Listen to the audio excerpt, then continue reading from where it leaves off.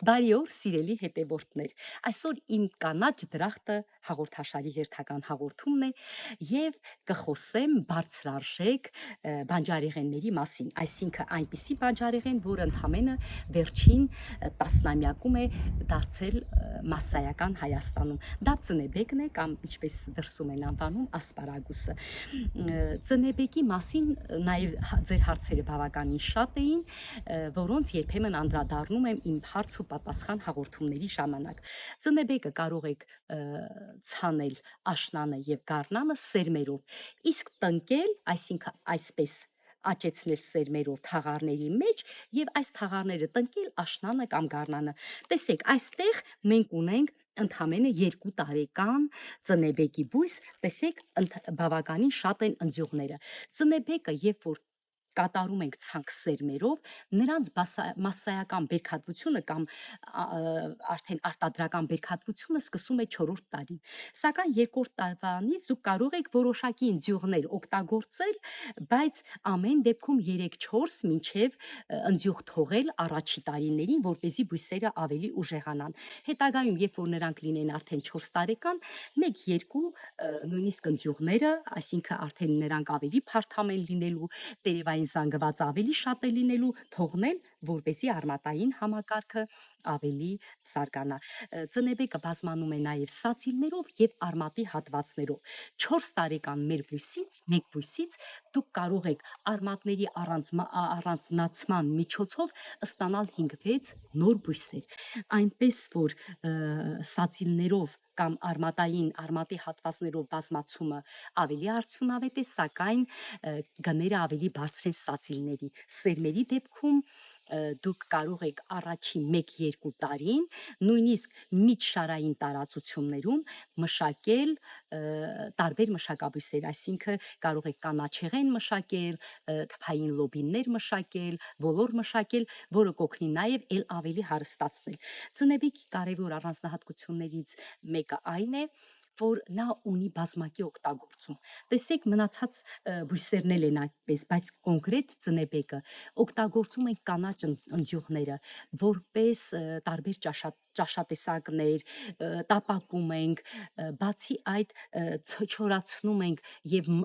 մանրացնում ենք եւ աղի հետ օգտագործում ենք որպես հավելում մեր կերակրատեսակների։ Նրանից պատրաստում են նաեւ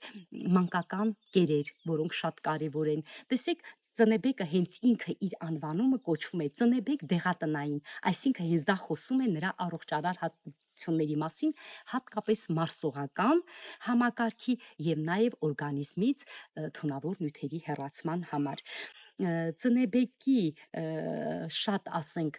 ես գիտեմ արտադրողներ Հայաստանում բավականին մեծ տարածքների վրա արդեն սկսել են արտադրել, մի մասը նաև խորը սառեցնում է, այսինքն երբ որ ծնեբեկի ընձյուղները մատղաշ, դուք խորը սառեցնում եք եւ ձմռանը օգտագործում եք որպես թարմ բանջարեղեն։ Դուք գիտեք, որ խորը սառեցման դեպքում վիտամինների կորուստ գրեթե տեղի չի ունենում։ Բացի այդ, կան ֆերմերներ, որոնք պահածոյացնում են։ Ուղղակի պարարտացման հետ կապված շատ զգայուն է։ Պատկերացրեք իրեն հասունացած գոմաղբով կամ կենսահումուսով հագեցնել անհնար է։ Բավականին մեծ սնունդ է ինքը վերցնում հողից եւ այդ պատճառով բացի հիմնական աշնան եւ գարնան պարարտացումները, հատկապես օրգանական պարարտանյութերով, մենք նաև բերքահավաքից բերքահավաք պետք է տանք սնուցումներ։ Դա եւս շատ կարեւոր է։ Ծնեբեկը աշխարհում համարվում է ամենաեկամտաբեր բանջարեղեններից մեկը եւ նրա եկամտաբերությունը կարող է հասնել հեկտարից 25 մինչեւ 30,000 դոլար։ Այնպես որ մշակական պայման, բացի այդ ինքը ունի շատ կարեւոր առավելություն։ 20 եւ երբեմն ավելի տարիներ ինքը կարող է աճել նույն վայրում, իհարկե լավ խնամքի եւ պարարտացման պայմաններում։ Ծնեբեկի հետ կապված մի կարևոր հատկություն էլ ասեմ, նույնիսկ ես գյուղատնտես լինելով մի 20 տարի առաջ ինձ էլ էր թվում, թե սպիտակ ծնեբեկ կա, եւ երբ որ Ամերիկայի Միացյալ Նահանգներում էի, փնտրում էի սպիտակ ծնեբեկ, եւ իրոք տուփը գնեցի, վրան սպիտակ ծնեբեկ, բայց հետագայում, երբ որ Հոլանդիայում տեսա դրանց մշակությունը, պարզվեց, որ այդ նույն ծնեբեկն է, այսինքն դա կարող է լինել Մերի Վաշինգտոն կամ տարբեր սորտեր, որոնք ուղղակի գոմաղբով անընդհատ ծածկում են, չեն թողնում, որ լույսը տեսնի, եւ հետեւաբար, երբ որ հմուտ վարպետներ, այսինքն հողի տակից սկսում են կտրել այդ ծնծյուղները, տեսակավորել եւ վաճառել։ Սպիտակ ծնեբեկներ, եթե դուք կարողանաք աճեցնել, ինքը դժվար չէ, պարզապես բավականին մեծ քանակի գոմաղ կամ օրգանական այլ պարարտանյութեր, կենսահումուս, կոմպոստ եւ այլը հարկավոր է։ Դուք կարող եք կրկնակի թանկ վաճառել ձեր բերքը։ Եթե հարցեր լինեն,